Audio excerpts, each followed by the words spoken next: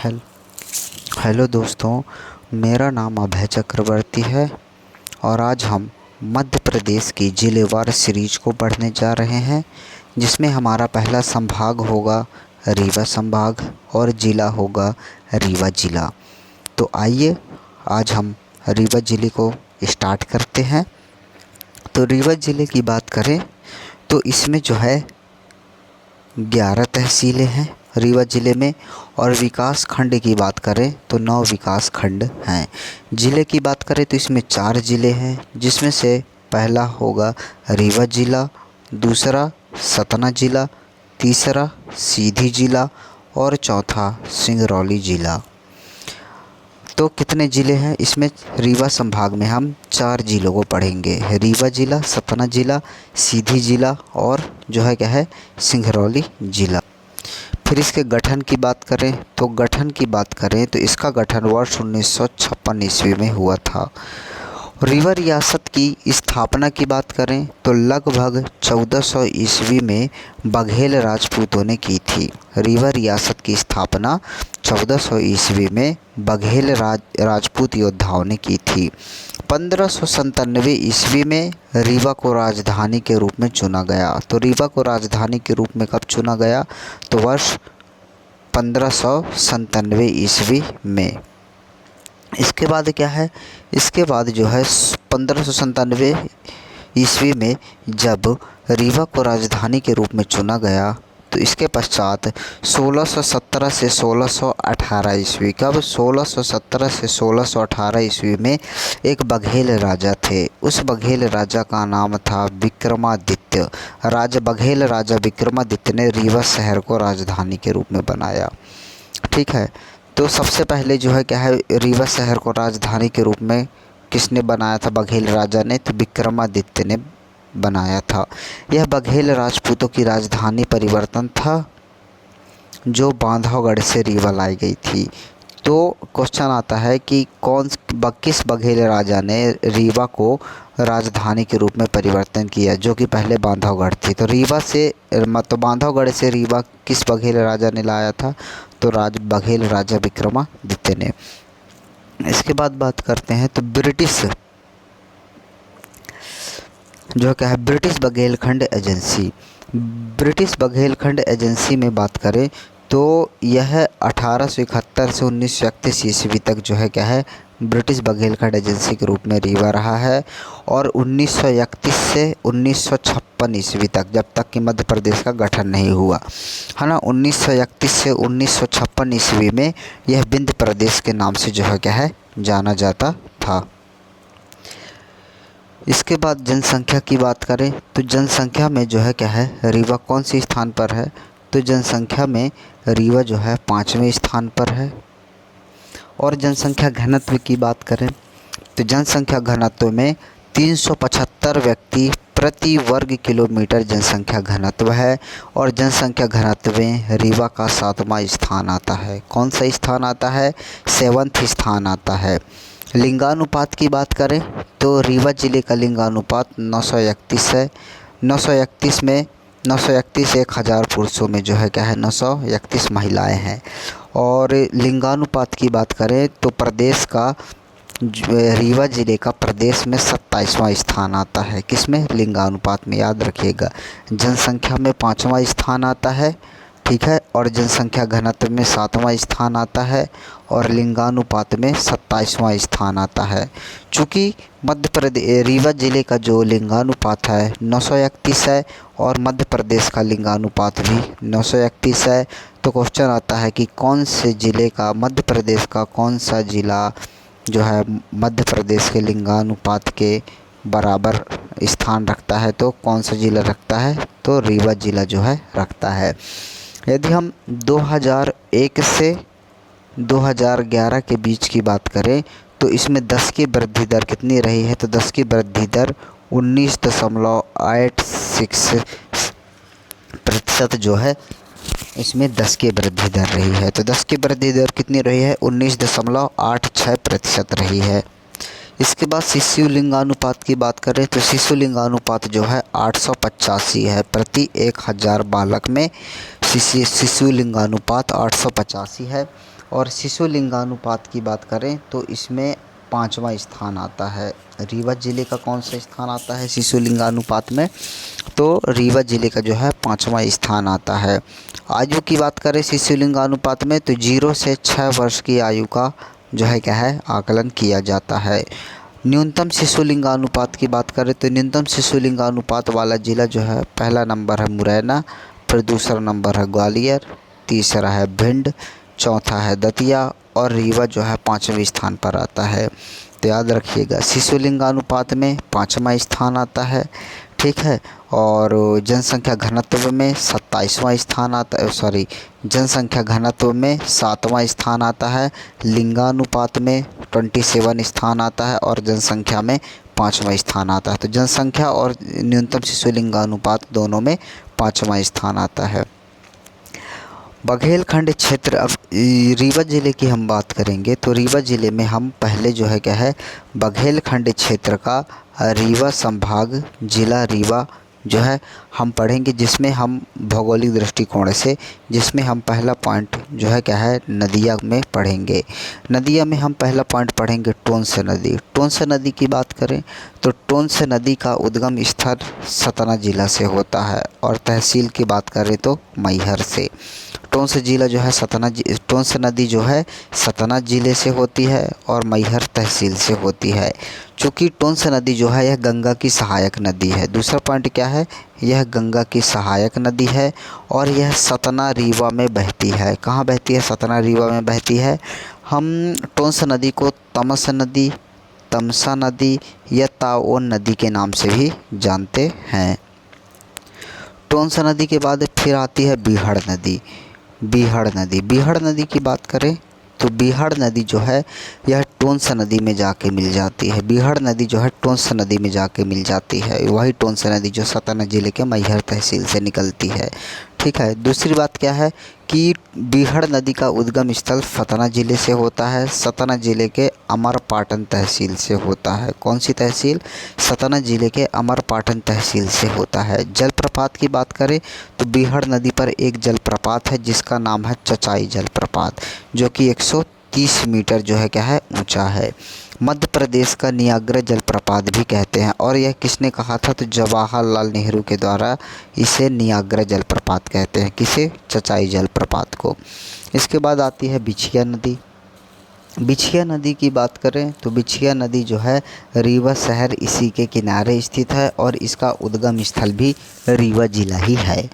तो बिछिया नदी रीवा जिले से निकलती है और इसका उद्गम स्थल जो है रीवा शहर ही है।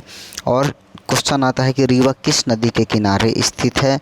तो रीवा जो है बिछिया नदी के किनारे स्थित है। अब आता है कि चूँकि चचाई जलप्रपात 130 मीटर ऊंचा है और मध्य प्रदेश का नियाग्रा जलप्रपात भी कहते हैं, तो पहले ये 130 मीटर मध्य प्रदेश का सबसे ऊंचा जलप्रपात हुआ करता था। लेकिन वर्तमान में बहुटी जलप्रपात है। क्या है? बहुटी जलप्रपात है, जो कि रीवा जिले में ही स्थित है और राज्य का सबसे ऊंचा जलप्रपात है, जिसकी ऊंचाई 198 मीटर है। कितनी है? तो बहुटी जलप्रपात की जो ऊंचाई है 198 मीटर है ना। और यह किस नदी पर स्थित है? तो यह बीहड़ नदी पर प्लस सेलर नदी पर जो है क्या है इनके संगम पर बहुटी जलप्रपात स्थित है। लेकिन मुख्य रूप से यह सेलर नदी पर ही है।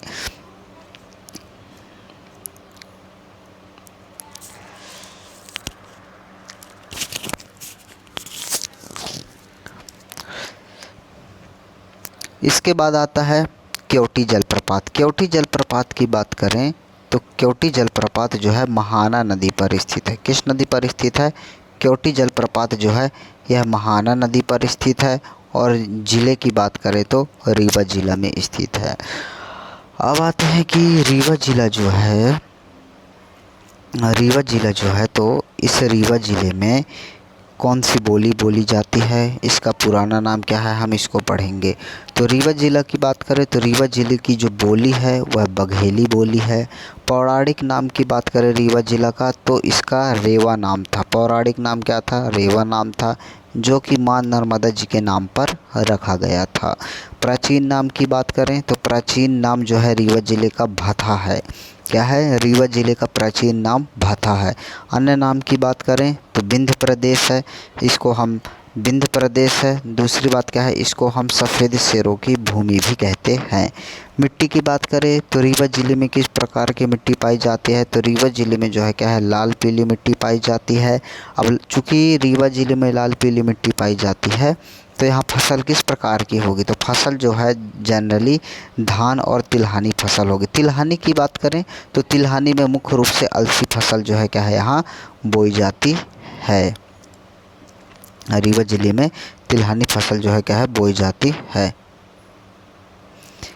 इसके बाद बात करें तो वर्षा जो है किस प्रकार होती है रीवा ज़िले में, तो वर्षा की बात करें तो 120 सेंटीमीटर से अधिक जो है क्या है, वर्षा होती है 120 सेंटीमीटर से। और ज़्यादातर रीवा ज़िला जो है यहाँ, चूँकि रीवा ज़िला ये मध्य प्रदेश का नक्शा है तो रीवा ज़िला यहाँ कहीं पड़ता है, यहाँ कहीं, ठीक है।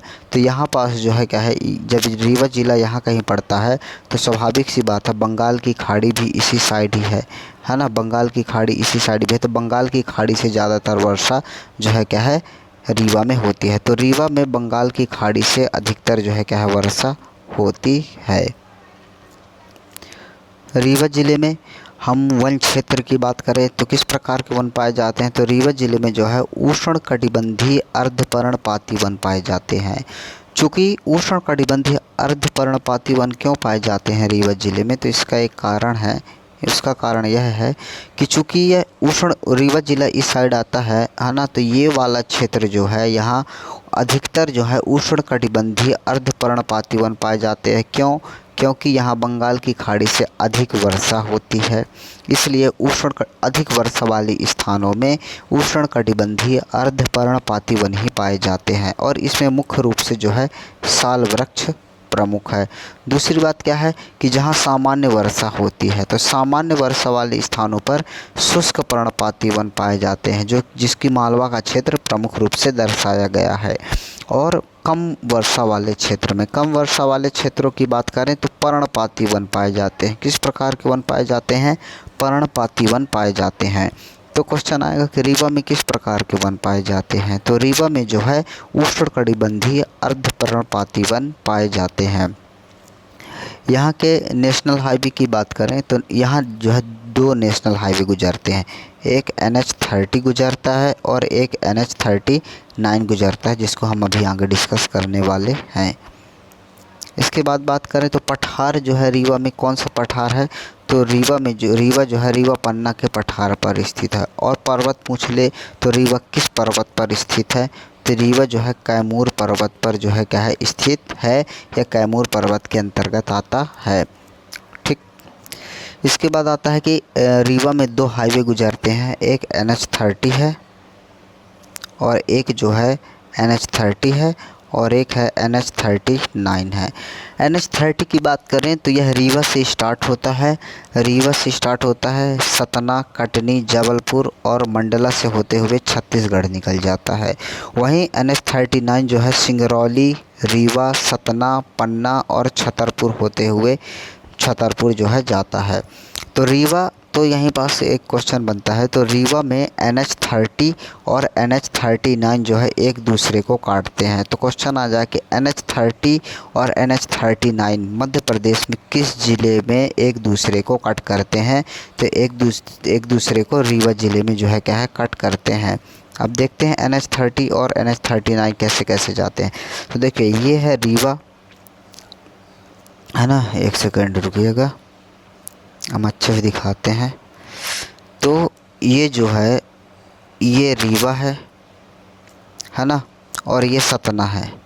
सतना जो है यहाँ से यहाँ तक पूरा फैला हुआ है सतना, यहाँ कटनी है और ये जबलपुर है। तो NH-30 जो है यहाँ कहीं से आता है और फिर मंडला होते हुए छत्तीसगढ़ निकल जाता है। और NH-30 जो है यह कहाँ से जाता है, यह सिंगरौली से स्टार्ट होता है, सिंगरौली के बाद रीवा जाता है, रीवा के बाद पन्ना जाता है और छतरपुर जाता है। और देखिए ये दोनों एक दूसरे को रीवा शहर में जो है क्या है, कट कर रहे हैं। कहाँ कर रहे हैं कट, रीवा ज़िले में कट कर रहे हैं। ठीक है, तो ये हमारा हो गया नेशनल हाईवे, है ना। इसके बाद आता है कि रीवा ज़िले में जो है, रीवा ज़िले में एक समाचार पत्र निकलता है और उस समाचार पत्र का नाम है भारत भ्राता, है ना। तो उस समाचार पत्र का नाम क्या है, तो उस समाचार पत्र का नाम है भारत भ्राता। और इसके संपादक की बात करें तो सेनापति लाल बलदेव सिंह हैं। क्वेश्चन आ जाएगा कि भारत भ्राता जो कि रीवा ज़िले से प्रकाशित होता है, उसके संपादक कौन थे, तो सेनापति लाल बलदेव सिंह थे। कौन थे, सेनापति लाल बलदेव सिंह थे, जो कि लाल बलदेव सिंह को मध्य प्रदेश का क्या कहते हैं, तो लाल बलदेव सिंह को मध्य प्रदेश का पत्रकारिता का अग्रदूत कहते हैं। क्या कहते हैं, पत्रकारिता का अग्रदूत कहते हैं। अब इसके प्रमुख व्यक्तित्व की बात करें, रीवा ज़िले में ऐसे कौन कौन से महत्वपूर्ण व्यक्तित्व हुए हैं तो देखते हैं। तो आज हम एक ही नाम पढ़ पाएंगे, मोहिनी सिंह, जिसका नाम है राजकुमारी मोहिनी सिंह बघेल। ठीक है, इसका कार्य क्षेत्र जो है, चूँकि ये अभिनेत्री हैं राजकुमारी मोहिनी सिंह बघेल, और विवाह इनका रावत परिवार उत्तराखंड में हुआ था, है ना। जो आप एक सीरियल देखते होंगे, ये रिश्ता क्या कहलाता है, उसमें जो है यह इसमें अभिनेत्री के रूप में प्रमुख रूप से भूमिका है। इनके पिता का नाम बात करें तो पुष्पराज सिंह बघेल इनके पिता का नाम है, और इनके भाई का नाम दिव्यराज सिंह बघेल है। तो ये हो गया मोहिनी सिंह बघेल के कुछ बारे में। अब इसके आगे हम इनके पुष्पराज, है ना, गुलाब सिंह, मार्तंड सिंह, इन सब के बारे में नेक्स्ट क्लास में देखेंगे। तो दोस्तों, आप लोगों को वीडियो आशा करता हूँ पसंद आई होगी, अतः मेरे चैनल को आप सब्सक्राइब करें, लाइक करें। धन्यवाद।